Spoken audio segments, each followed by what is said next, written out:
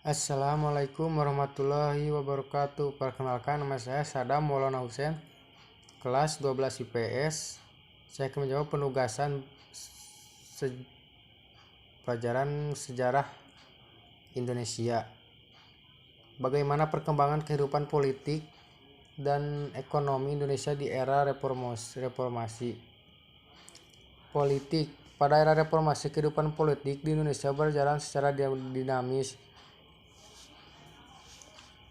Tahun 1998, setelah jatuhnya rezim Orde Baru, Indonesia berupaya memperbaiki sistem politik dengan melakukan amandemen Undang-Undang 1945. Awal reformasi ditandai dengan ketidakpercayaan dan amarah masyarakat terhadap entek-entek Orde Baru. Pemerintahan awal reformasi memberlakukan UU Nomor 3 Tahun 1999 tentang pemilihan umum yang mengatur tentang tahapan dan pembentukan Komisi Pemilihan Umum yang terdiri dari wakil pemerintahan dan wakil-wakil partai politik. Selain itu, keterwakilan ABRI yang memegang kursi lebih banyak pada Orde Baru secara berangsur-angsur mulai dikurangi, dan sampai saat ini seluruh kursi di DPR didapatkan melalui pemilihan bukan penunjukan. Pada tahun 2004, Indonesia mulai melakukan pemilihan langsung untuk memilih presiden dan wakil presiden. Tahun selanjutnya Indonesia juga mulai memberlakukan pemilihan langsung untuk kepala daerah tingkat 1 dan kepala daerah tingkat 2.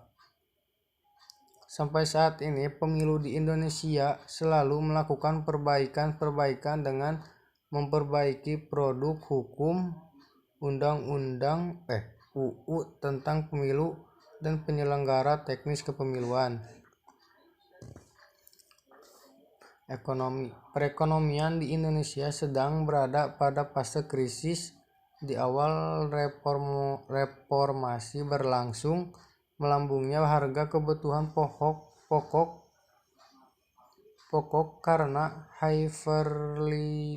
hyperinflasi yang terjadi pada pemerintahan Soeharto, dipengaruhi dengan ketidakpercayaan masyarakat terhadap pemerintahan dan kolusi dan nepotisme yang terjadi pada saat Orde Baru.